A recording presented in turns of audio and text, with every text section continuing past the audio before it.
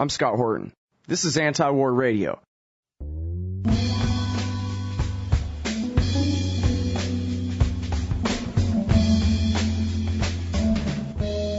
Introducing Andy Worthington. He's the author of the book, The Guantanamo Files. He writes for us at antiwar.com as well as for Counterpunch, the Future Freedom Foundation. His own website is andyworthington.co.uk. Welcome back to the show, Andy. Yeah, and good to be here. How are you doing today? Yeah, I'm all right, actually. I'm not bad. That's good. Hey, listen, before we get into all the subject matter here, tell me about this movie you're making and how far along it's gotten. Well, it's very close to completion, actually. Yeah? We're just having some screenings for people to see how they think about it, which hopefully, we've had some screenings already. It's going well. And then hopefully get it out to people in broadcasting in particularly the Arabic media, actually. Would really like it to be shown in the Middle East. Mm-hmm. It basically features a number of released prisoners and lawyers and me. Just really running through the story of what Guantanamo's about, and less to do with coming from a kind of torture point of view, more to do with how that developed as a result of trying to get information out of people who shouldn't have been there in the first place. So there's quite a bit about the intelligence failures that led to Guantanamo not being full of the worst, but of, innocent men and Taliban foot soldiers who knew nothing about any terrorist plot. Mm-hmm. Well, what's the name of the movie going to be? Do you know for sure? I think it's going to be called Outside the Law or Beyond the Law, The Story of Guantanamo, one or the other. Still tossing the coin to decide which of those. Really. Mm-hmm. I like Outside, because Beyond... I think that the rule of men was first, the rule of law came second. So it's really been a devolution here, not some sort of, beyond the law thing. It's really less than the law. Sort of. Yeah, I'm inclined to agree with you, actually. I was just thinking about that yesterday, actually, that beyond almost makes it sound like you could be justified in creating somewhere beyond where we're at. Right. We're beyond the law here, but we got to torture this guy or else the nuclear bomb will go off in L.A. Don't you watch Fox? Yeah. No. Yeah, I know. I don't either. I saw that show like one time, and then that's about it. Yeah, so did I. When it started, I watched it. I thought, well, this is horrible. What's going on? And the only time that I ever see Fox the rest of the time is in clips on The Daily Show. Yeah. Well, there's The Simpsons and the Sunday night cartoons, but that's something else entirely. All right. Okay, so let's get into some of the subject matter going on in the last week. There's all kinds of stuff to talk about. I want to talk about the outside the law legal issues, in the large sense. But if possible, I'd like to start with some significant details. And I wonder if you can catch up our listeners on the story of Binyam Mohamed and what's happened to him and recent developments in his case, Andy. Yeah, sure. Well, Binyam finally returned to the UK 2 weeks ago. He was kind of hustled to the top of the list of the Obama administration's review of the prisoners, which is interesting, because that was specifically because I think on both sides of the Atlantic, both in Britain and in the States, it was more sensible for everybody to get Binyam out of Guantanamo to try and hush up all talk of complicity in his torture by the British and his actual torture by the Americans. So, he's the first person to be released by the Obama administration. And, clearly there are... my way of rather cynically looking at it is that the fast track out of Guantanamo now is to have been through the most horrendous, extraordinary rendition and torture. And a lot of the guys who are sitting there who haven't had it quite so bad... are not at the top of the list to be sent home. Binyam did a major interview, which was published in Britain's Daily Mail newspaper yesterday. Mm-hmm. Slightly odd in a way. That's quite a conservative newspaper, but the journalist who did the interview, David Rose, used to work for the left-wing papers, and has kind of got this niche where he gets to do the interviews with the released prisoners. He's an interesting guy, that David Rose. He did such great work on the Sibel Edmonds case, but if you rewind a few years before that, he really helped lie us into war in Iraq. Right. It's I think he may have come to regret that, in the years since. But of course, from my point of view, I don't really understand how anybody could not have seen what was going on in 2002. But yeah. There you go. That's another matter. Right. Anyway, but, Binyam has spoken. He's done what he says will be the only interview, and is now going to, spend some time trying to get his head back together, understandably. But he specifically spoke in much more detail about this kind of cover-up that's been going on here in the UK, of how much the British colluded in his interrogations, and specifically in providing information to his interrogators when he was in Morocco. So just to recap briefly, he was captured in Pakistan, came to the attention of U.S. agents. They then bizarrely concluded that he was tied in with major al-Qaeda figures, Khalid Sheikh Mohammed, people like this, that he was involved in a dirty bomb plot, the one that later Jose Padilla got roped into being involved in as well, and sent Binyam Mohamed to Morocco, where he was tortured for 18 months until he made up the kind of confessions that they wanted. Now, it's always been known but by his lawyers, that the British had fed questions to his Moroccan torturers via the Americans. And, that they shouldn't have been doing that because they didn't know where he was. They didn't know in what conditions he was being held. And so a lot more of that has come out in this interview. And there are, I'm glad to say, quite a lot of people jumping up and down at the moment in Britain, asking for the British government not to keep making blanket statements that it doesn't approve of torture, but to actually hold some kind of proper inquiry as to what's been going on. Well, and according to that Daily Mail article, I guess basically the way they had it constructed in there was that the British knew that he was not being held at any American military base, and yet they knew he was being held by the CIA. So, therefore, they must have known that he was at some secret CIA ghost prison, whether in Morocco or somewhere else. That they must have known that he was outside the law, probably was being held by a torture state. Yeah, absolutely. But the thing is that, there's been a lot coming out recently about Britain's involvement in this, that the British government seems to routinely have been feeding information to interrogators in Pakistan, for example, who are pretty notorious for using torture, in the case of British nationals who have been captured out there. And I understand that they think that there's a terror threat, but the problem, as ever, and it's exactly the same problem that we've always had while discussing the Bush administration, is that it doesn't matter that you fear that there's a terror threat. Torturing people is wrong and counterproductive. But the British seem to be up to their necks in it. I mean, I've just heard today there's a UN report coming out criticizing countries for their complicity in torture.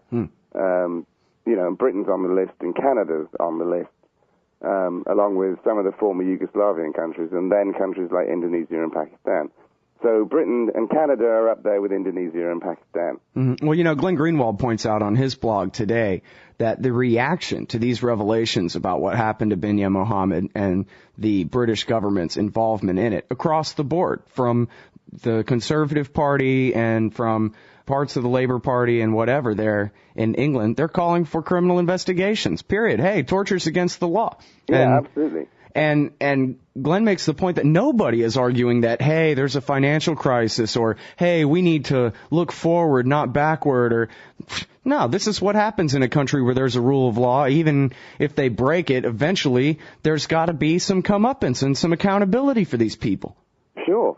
Well, it's funny because more and more is coming out, and the position that we're ending up in is exactly the same position that's been happening in the States for years, which is, that the Bush administration tried to claim that the necessity was such that they had to break the law.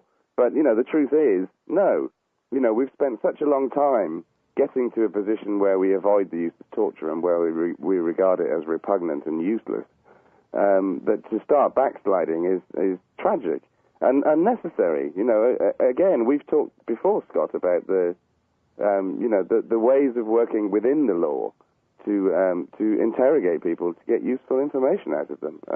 I bang on about it incessantly because, it is the 24 mentality to believe that, these are such tough guys that the only way you can get anything out of them is to beat them senseless. Mm-hmm. Well, and it's kind of just the American view that morality can be suspended in special circumstances. Name it. You know what I mean? Just come up with a special circumstance and all of a sudden the rules don't apply anymore. And Americans can be convinced of that, apparently, especially if they have a TV show that hammers it home every week, Well, exactly, and I mean, to some extent, that same kind of coarsening of the human rights mentality has happened in Britain as well. There are plenty of people here happy to say that they believe that the threat is such that, that any kind of activity involving torture is necessary. Mm-hmm. I mean, the tragic thing here is that people have forgotten that exactly the same thing happened with the Irish in the 1970s and the 1980s, and all it did was create martyrs.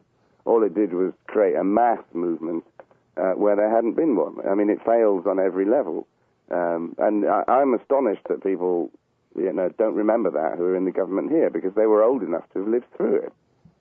Well, and they eventually applied those lessons and decided that, we've got to make some concessions and compromise to end the violence here, and it actually worked.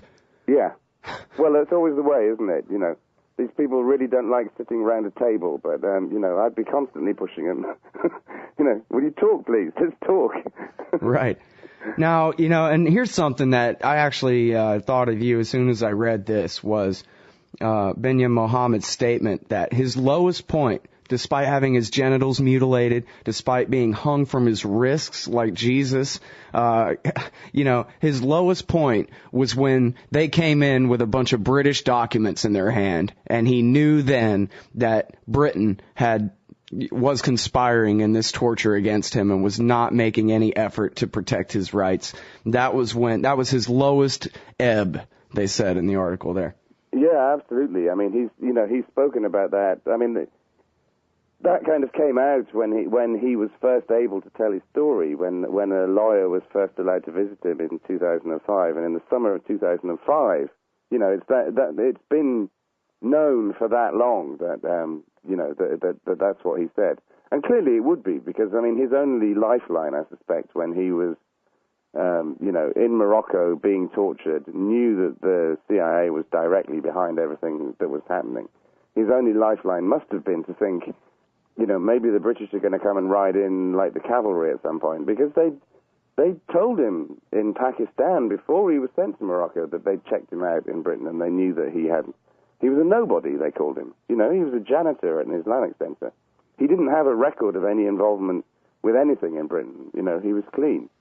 So, I can imagine to the extent that I can imagine what he went through, I can imagine how that must have felt like the ultimate betrayal.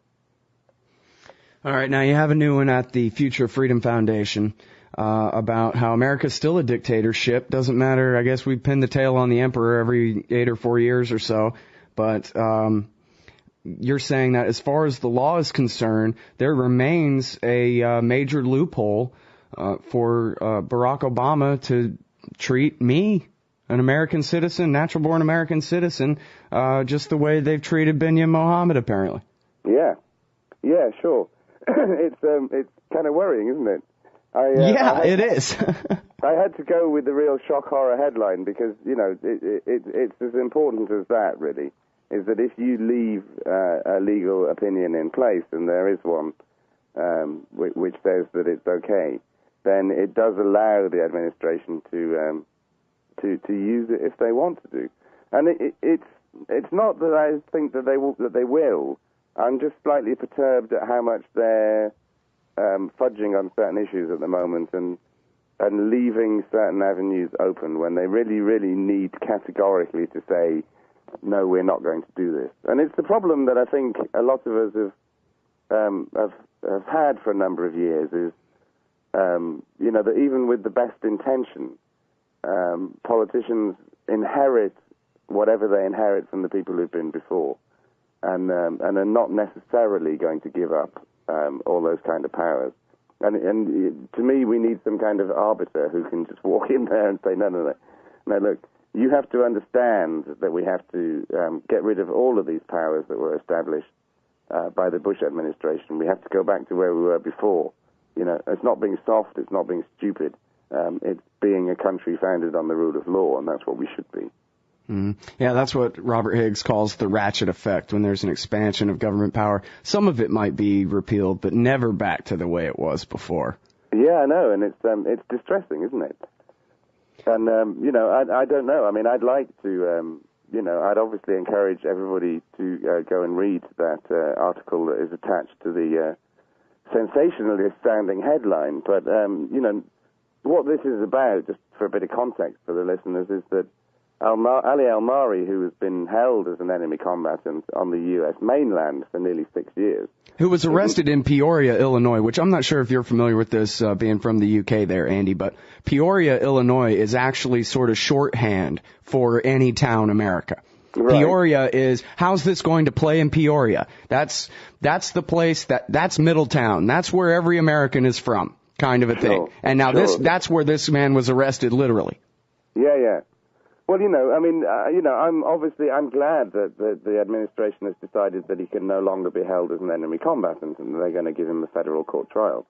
The problem in the article that you're talking about is that a previous, and they overturned, the Supreme Court was supposed to be reviewing his case. Now, because he's been moved into the federal court system, the Supreme Court doesn't have to look at whether the President of the United States, any president, is entitled to hold an American, whether a citizen or a resident, as an enemy combatant without charge or trial.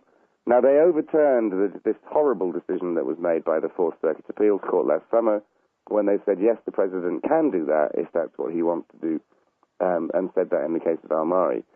But what nobody's addressed is that three judges in the same Fourth Circuit Appeals Court decided in 2005 that the same thing applied to Jose Padilla. Now, the man who was accused of being involved in the dirty bomb plot, the one that Binyam Mohamed got caught up in, who was eventually moved out of the brig where he'd been held and was got a 17-year sentence for providing material support for terrorism. And that ruling still stands, because when the Supreme Court got close to examining Padilla's case, the Bush administration moved him out of the brig, out of solitary confinement there as an enemy combatant, and moved him into the federal court system. So it's that ruling that still stands, and somebody needs to say, well, you know, this is not the kind of thing we should have on the books as existing at all. Mm-hmm. And I would like to, you know, to see people make a fuss about it. Really, I would like it to be an issue, because I think it very much is at the heart of what the Bush administration tried to do with the war on terror. And it really is, you know, it's pre-habeas. It's putting America in a position where the rest of the world was in the 13th century. And, you know, and it's particularly critical in American history because, you know, the founders of your nation established things exactly to prevent somebody from pretending to be a king who could act in any way that he felt fit.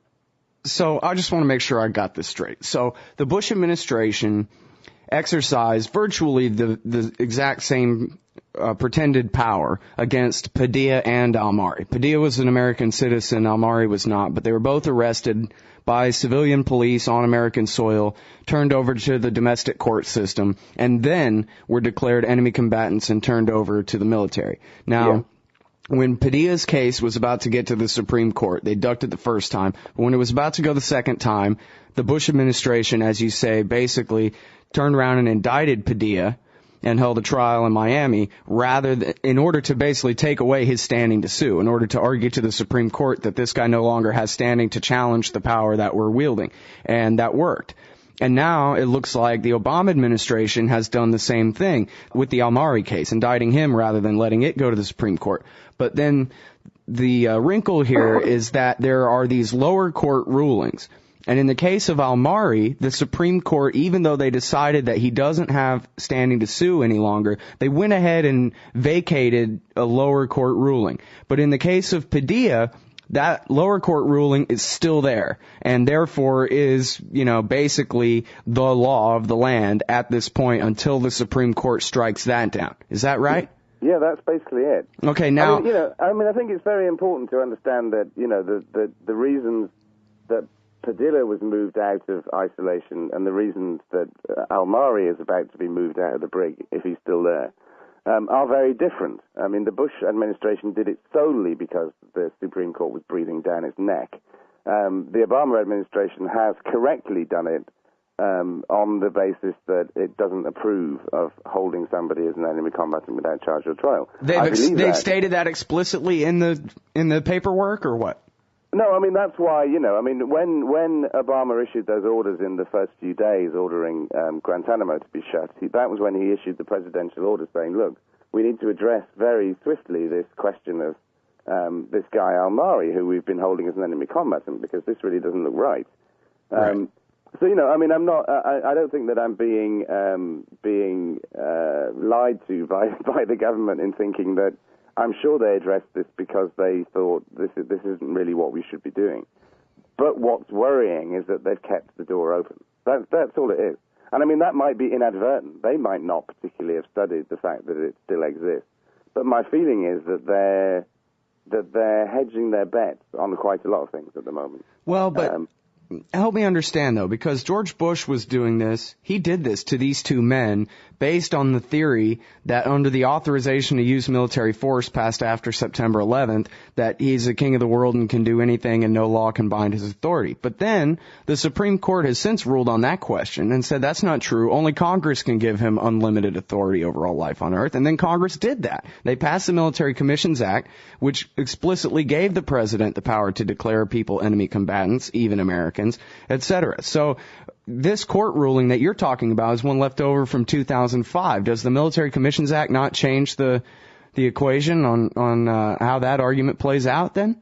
Well, I'm not sure about that, actually. I need to look into it, because my understanding is that the arguments that have been made by al-Mari's lawyers are that although that the judges were wrong, basically, in Padilla's case and in al-Mari's case when they said the president had the right.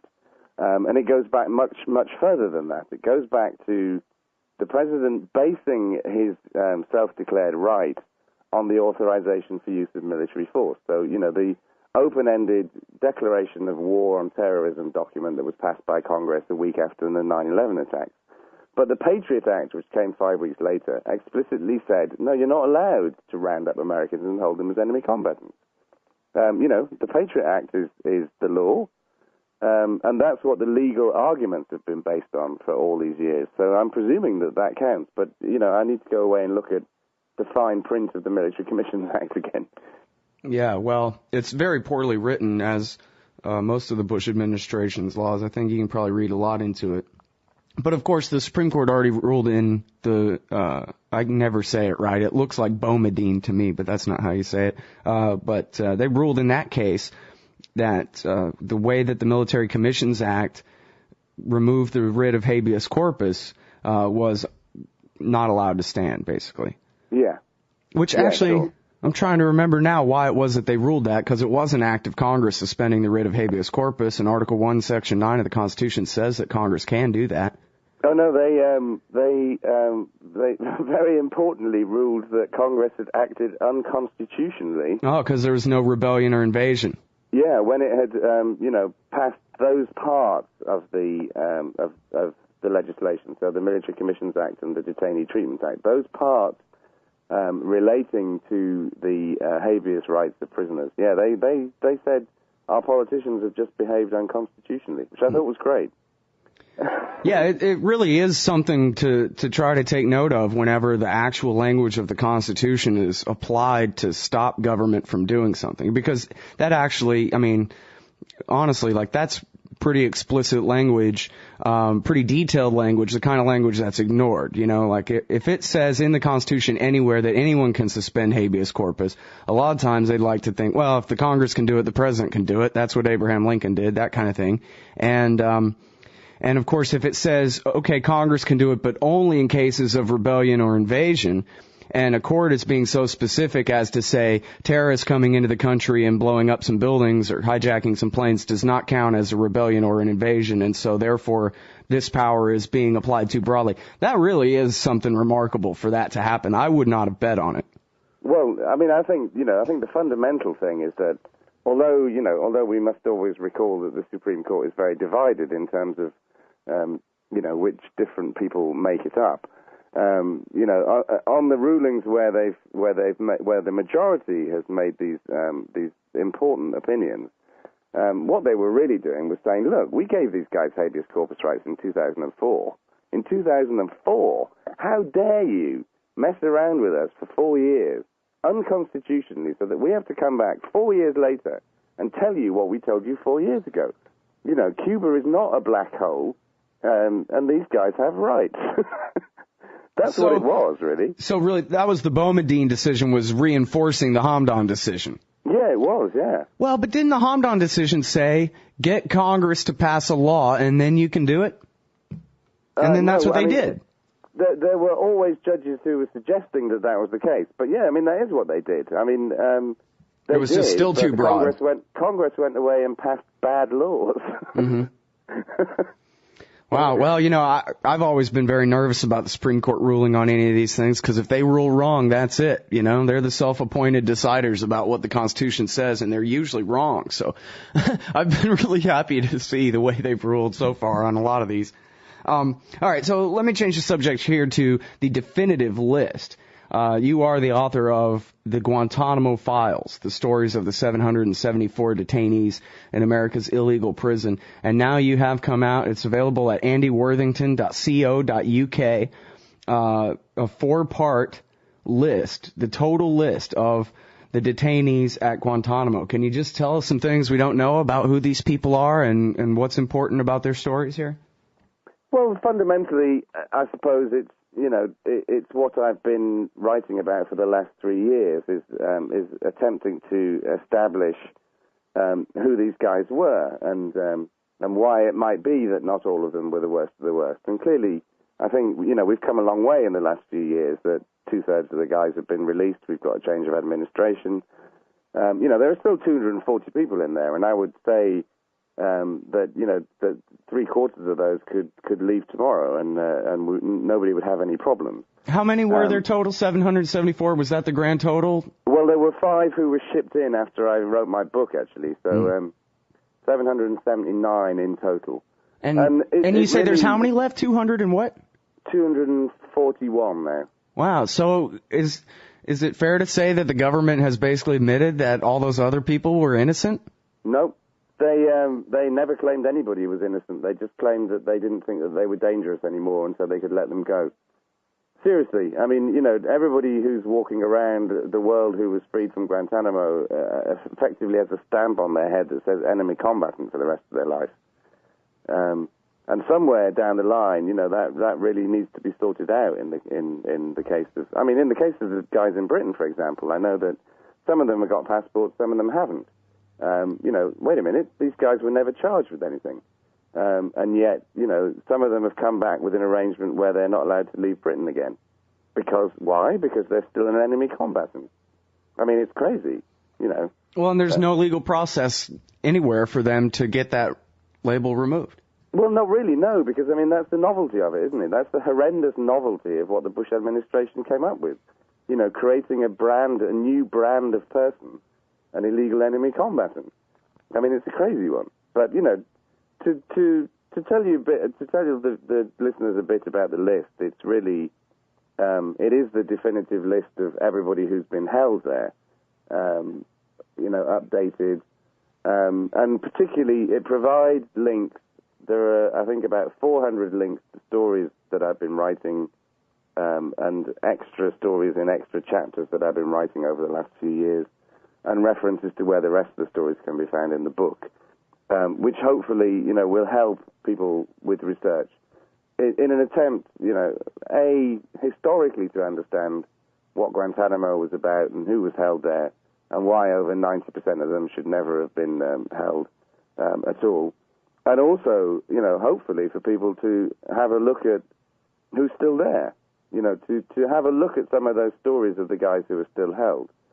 Because, as I say, over the years, the intelligence services have pretty firmly established that they reckon that the number of people with any meaningful connection to terrorist activities in any way is somewhere between 35 and 50 of the total number of 779 who've been held.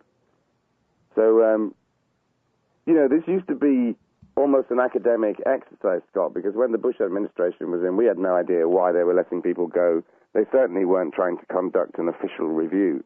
And for the first time in Guantanamo's 7-year history, we now have, this interagency review that's been conducted by an administration that has declared that it wants to close the place. So they need to be, looking very carefully at what evidence they regard as reliable. And part of the whole struggle over the years has been that the administration has piled up allegations against prisoners, but they're not based on anything that they knew when they captured them. They're based on what they found out afterwards, either by interrogating them or by interrogating other prisoners. And as we all know from the history of Guantanamo, people weren't often interviewed under the kind of circumstances that were conducive to them telling the truth. Yeah, and that's really that's a very nice way to say it. Well, my analogy really would be, if you were walking down the street in your town or city, and the police arrested you, and you said, "What were you arresting me for?" and they refused to tell you anything. They didn't have anything on you when they arrested you, and then they bang you up, and then they just spend years building up a case against you. That's the story of Guantanamo, really. Yeah, well, and we know from reports even way back when that from the time of the Afghan war that, there's a bunch of crazy warlords just gathering people up and selling them to the Americans. And, of course, the way the whole chain of command thing was basically a joke so that the guys on the ground, the Americans on the ground, who are buying these people, they're just putting them on the plane. Now there's somebody else's problem. Then they land at Guantanamo Bay, and the soldiers there are like, oh no, here come the worst of the worst, and assume that all these guys are, best friends with Khalid Sheikh Mohammed or whatever, when in fact it was just some local Pakistani and Afghan warlords getting paid for the most part. Yeah, well, sure. I couldn't agree more really with how it's panned out, and how really, how embarrassing that is that it was such a failure. But it does need to be known, and it needs to go down in the historical record when, hopefully, this place finally is closed. Mm-hmm. And, and the American government starts treating people either as enemy prisoners of war protected by the Geneva Conventions or as criminals to face a trial. Yeah. Well, when that's all gone, it will be seen. It is, unfortunately, embarrassing. This is what happens when you let a bunch of people who don't really have any detailed idea of what they're doing make up foreign policy, on the hoof, really.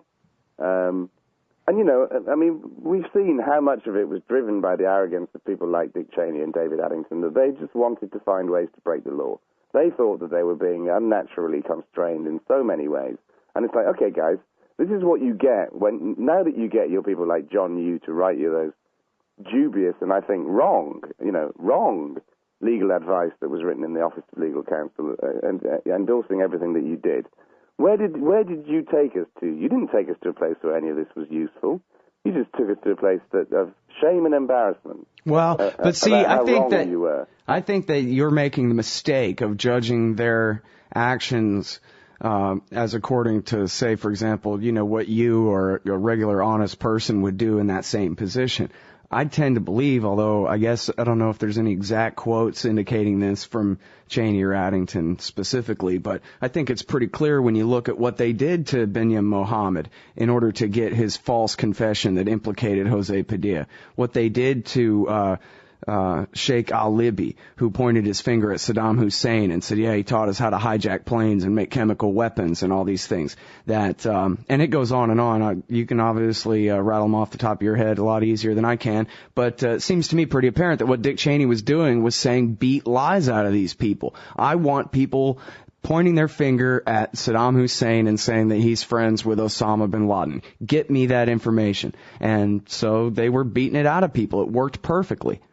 Well, kind of. I actually do think that they thought they were permanently faced with an existential threat unlike anything that had ever happened. And so they were actually the most credulous people you could imagine, much, much more so than the intelligence services, into believing that, that everybody they rounded up was a terrorist. That's what I think. I actually think they thought they were surrounded by enemies everywhere when they weren't. Well, I mean, they were also taking advantage pretty much. I think it was, well, I don't know. I mean, I guess it's true that you have people like Lori Milroy who, specialized in selling and Judy Miller for that matter, who specialized in selling the lie that Saddam Hussein secretly controlled Ramzi Youssef. He wasn't the real Ramzi Youssef, and that Al-Qaeda was nothing but a front for Iraqi intelligence. I suppose it's possible that if you're Dick Cheney and Paul Wolfowitz and you really, really want to believe those lies, then you could, but I don't know. There are a lot of people who could see right through them, too.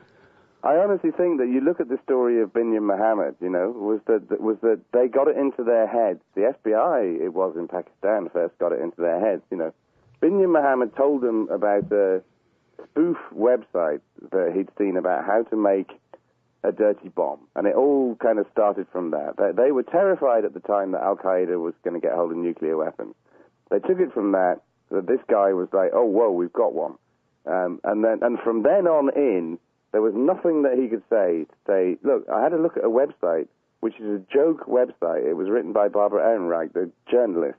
That was the one that he saw. She wrote about it recently. It's a joke. You swirl a bucket of uranium above your head. It's like, this doesn't work. I know nothing about bombs. I know nothing about all these people. It didn't matter. He'd said it. They connected him to the bad guys, and that was it. So when they were torturing him, it wasn't to make him lie. They thought they were torturing him to make him tell the truth because they believed it.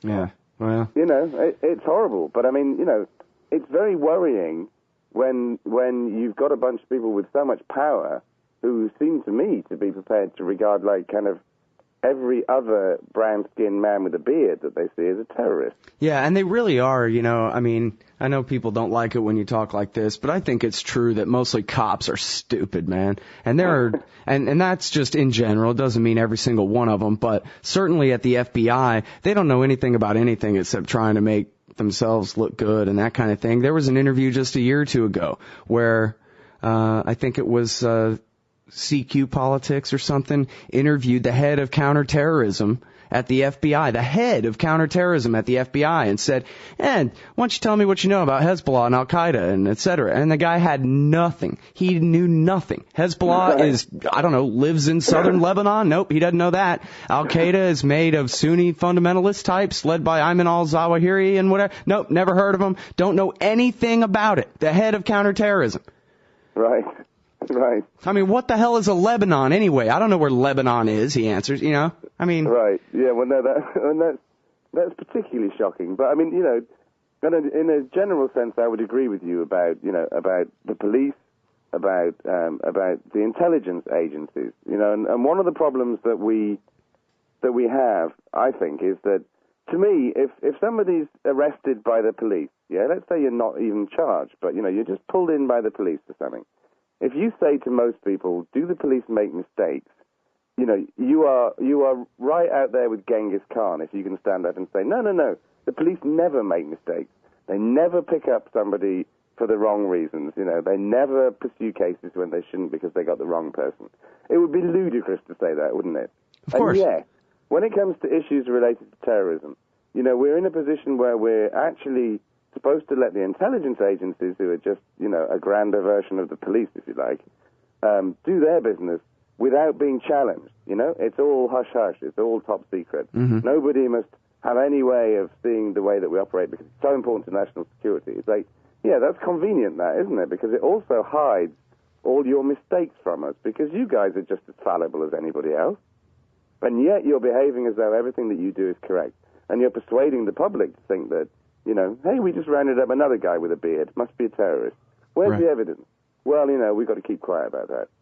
It's insulting, and I think that's one of the things that we need more transparency and more not cynicism, but more skepticism about whether the intelligence agencies really know what they're doing a lot of the time, because clearly a lot of the time they haven't got a clue.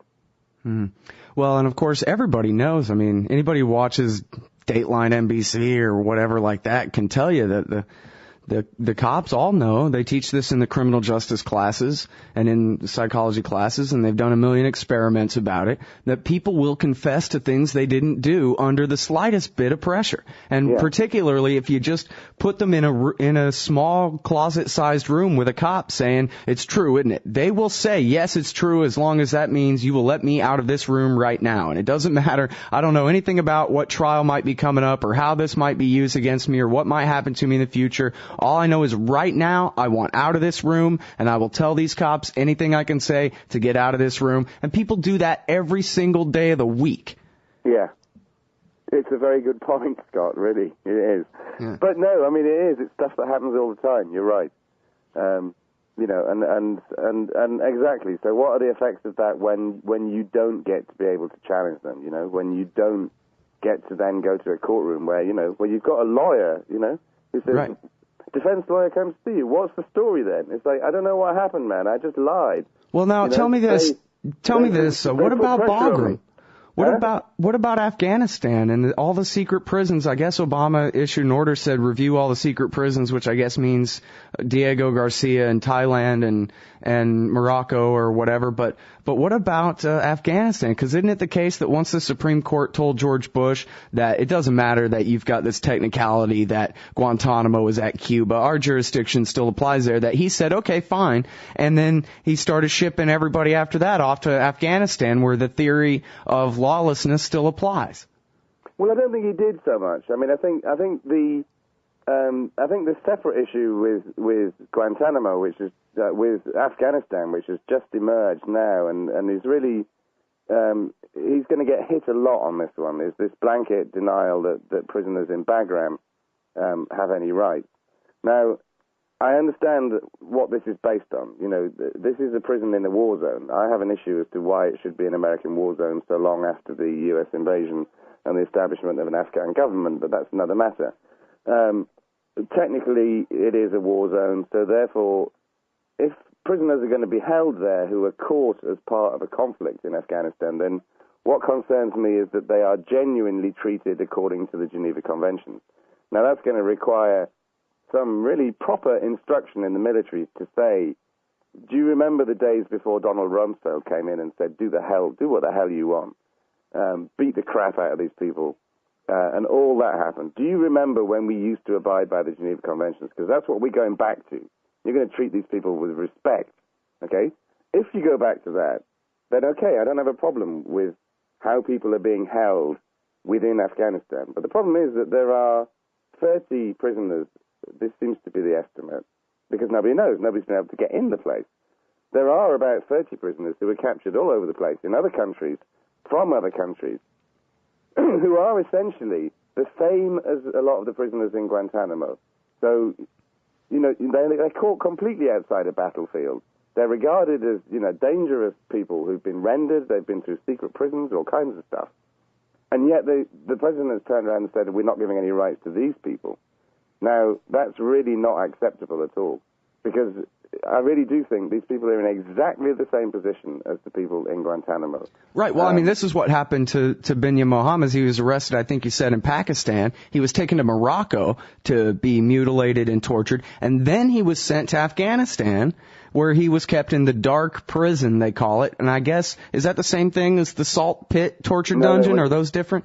There were two separate ones, yeah. Oh, okay, yeah, there you go. So who knows what all prisons they have there. And then he was sent to Guantanamo. So there's one example right there. I guess you say there are about 30 of them that we know of. Is that right? Of people who hadn't necessarily ever been to Afghanistan, who were sent there simply for the lawlessness. Yeah, exactly. Yeah, and you know, and the cases of those men need to be addressed. I mean, you know, you can't defend, you know, these guys have been there 6 or 7 years, some of them. You can't defend that on the basis that this is a Geneva Conventions wartime prison, because it clearly isn't. You know, if you kidnapped a guy in Thailand and took him to Bagram and held him for 7 years without letting anybody see him, where's the battlefield?